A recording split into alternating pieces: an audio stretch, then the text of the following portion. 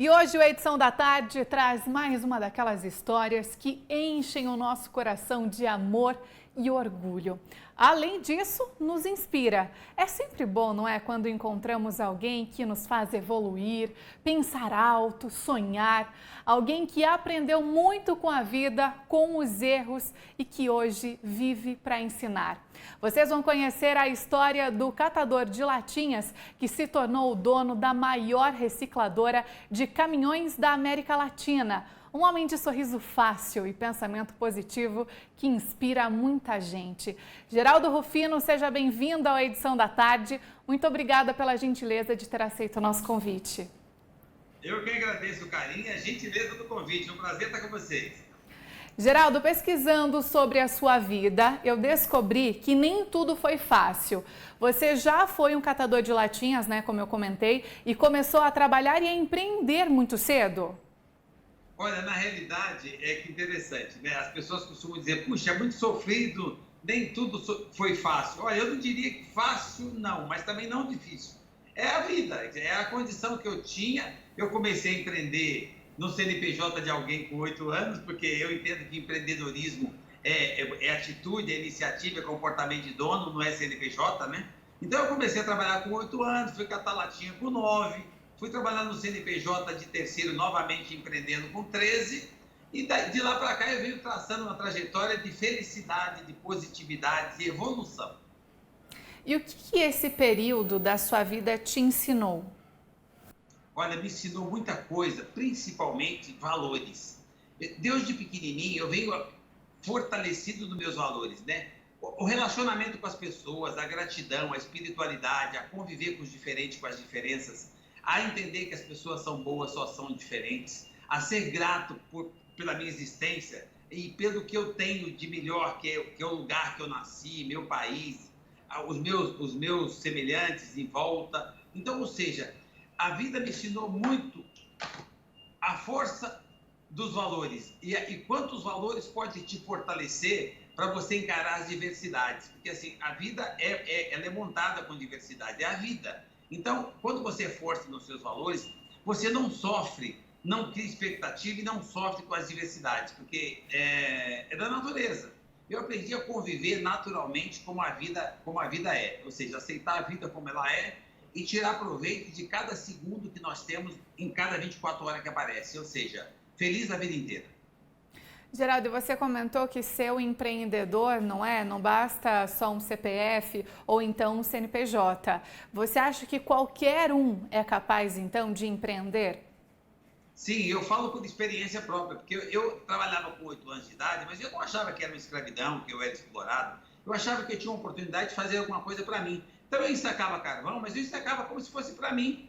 Então eu consegui ficar lá tempo suficiente, ganhando mais do que os meninos ganhavam em média, porque eu trabalhava para mim. Eu fui catar latinha para mim, depois que eu arrumei um trabalho com 13 anos de idade para ser office boy, eu fui empreender. Meu comportamento era de empreendedor, a minha carga horária era de empreendedor, e as atitudes, tudo que eu fazia era como se fosse meu.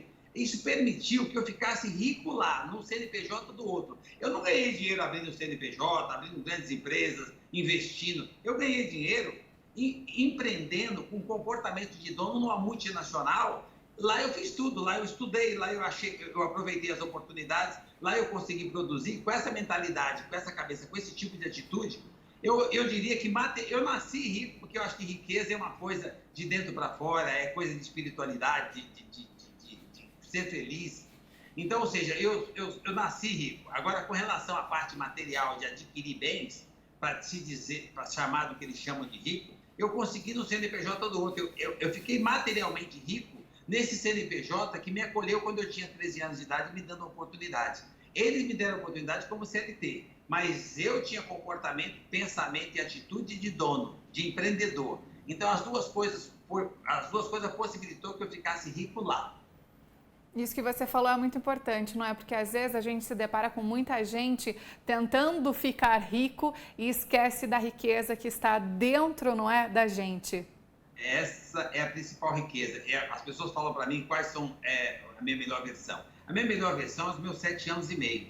Eu tinha mãe, a minha mãe foi embora depois dos meus 7 anos e meio. Eu tinha uma família, eu tinha colo, eu tinha sensação de segurança porque eu tinha família. eu não dependia de mais do que eles podiam me dar para eu poder sobreviver. E a minha mãe sempre me fortaleceu nos valores. Eu conseguia ter uma mentora, uma professora, aquela coisa de ser negro na favela, pobre. Minha mãe disse que pobreza você supera com 14 horas de produtividade, a pobreza não resiste a 14 horas de trabalho. A ser negro, as pessoas até hoje estão debatendo isso no século XXI. Eu aprendi lá atrás, há 50 anos atrás, que ser negro era um privilégio, eu tinha que agradecer. Então isso nunca foi um problema para mim. Isso não foi uma coisa para ser debatida, era uma coisa para ser agradecida. E eu sempre agradeci, isso nunca foi um problema, inclusive trabalhando em multinacional de estrangeiros, nunca foi um problema, eu cresci lá, fiquei rico lá e nunca foi um problema eu não ter instrução em ser negro. Lá eu consegui instrução, lá eu consegui estudar, me formar, crescer, me fortalecer e materialmente falando, ficar rico lá. Ou seja, gente, jeito de pensar, acreditar, gostar, agradecer o que você tem. Eu tinha uma família, que é os valores.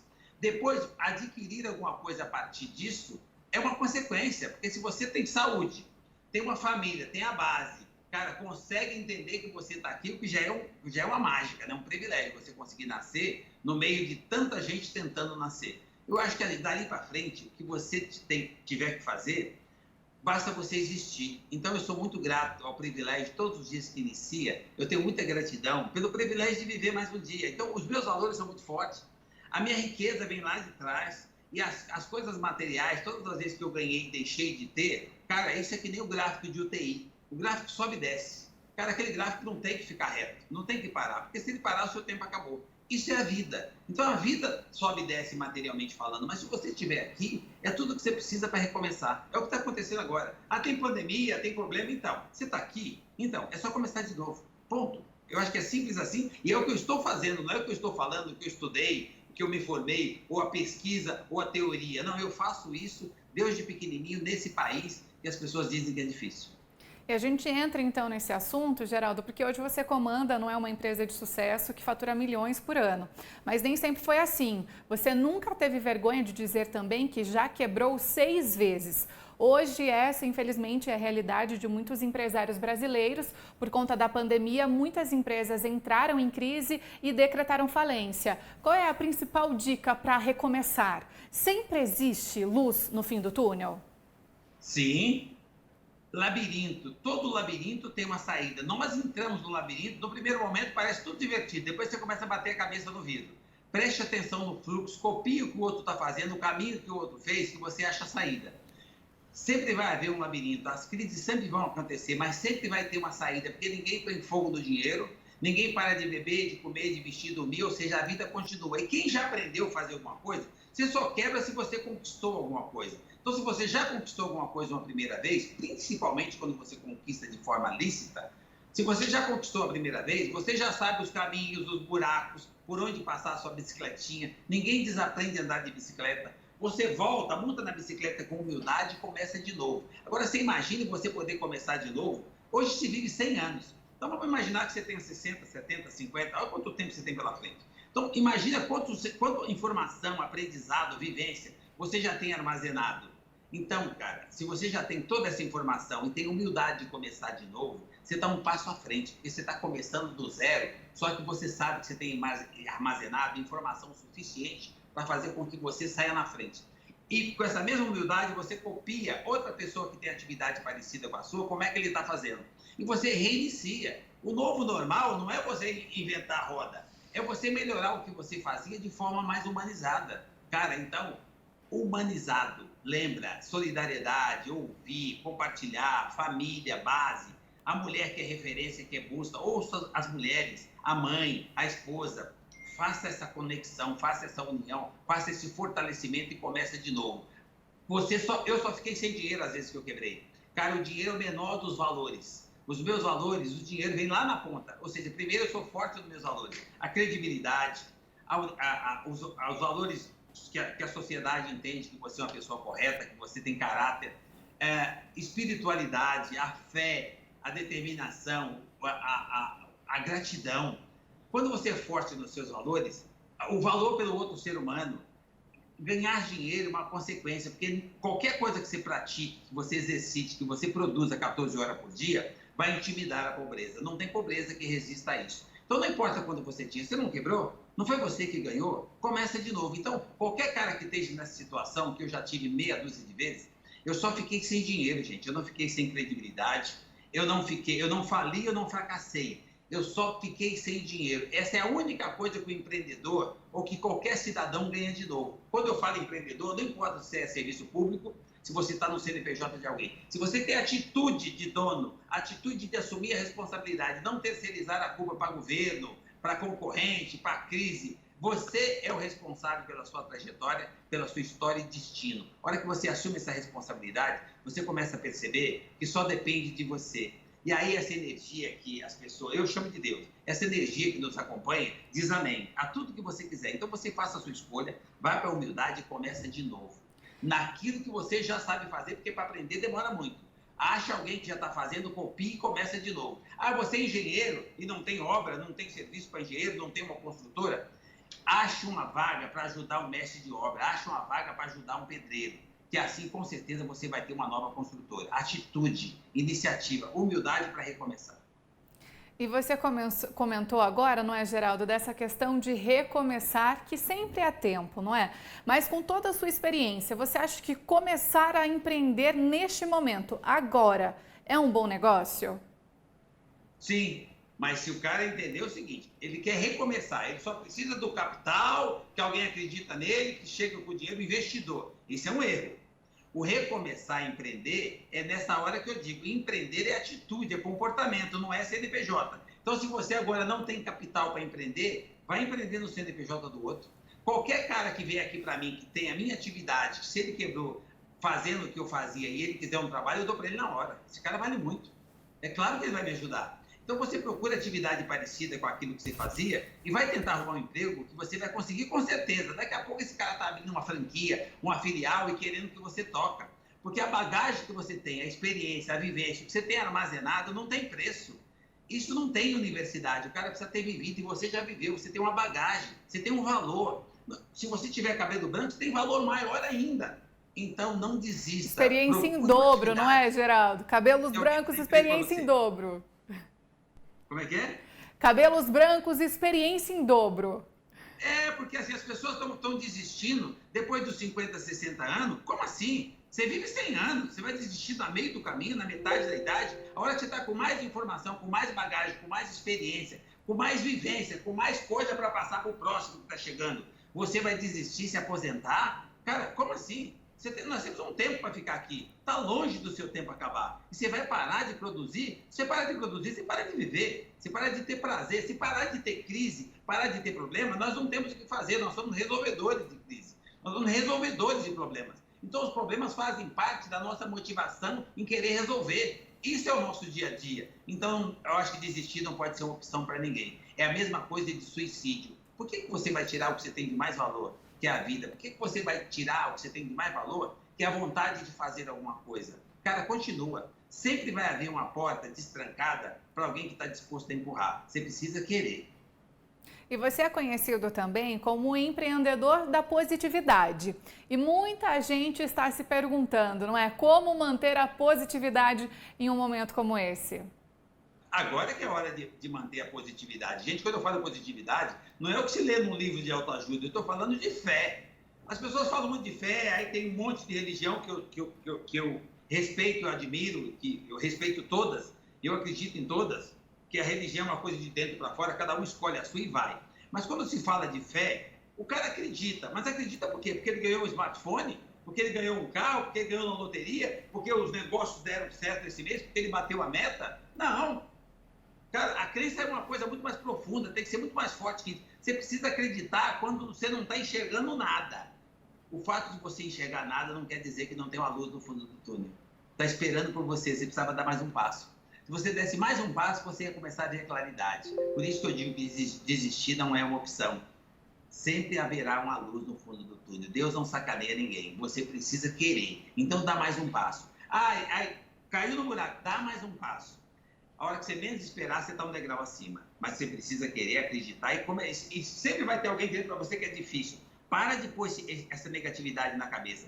A positividade é fé, é acreditar. Quando alguém disser para você que você não pode, cara, usa como combustível. A minha mãe dizia que eu podia, foi a melhor coisa que ela podia ter feito comigo quando era criança. Ela, além de me levantar a bola, dizer que eu era bonito e que negro era um privilégio, ela dizia que eu podia tudo. Eu acreditei na minha mãe. Cara, sempre tem alguém que acredita em você, acredita em você também.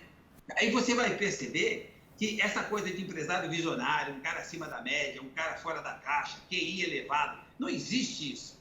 Eu sou o cara mais comum que você possa imaginar. E esses grandes amigos que eu tenho, que já estão 3, 4 degraus acima do meu, também são pessoas simples como você. A diferença é que eles acreditam e fazem com simplicidade, insistentemente, todos os dias, 14, 16 horas por dia.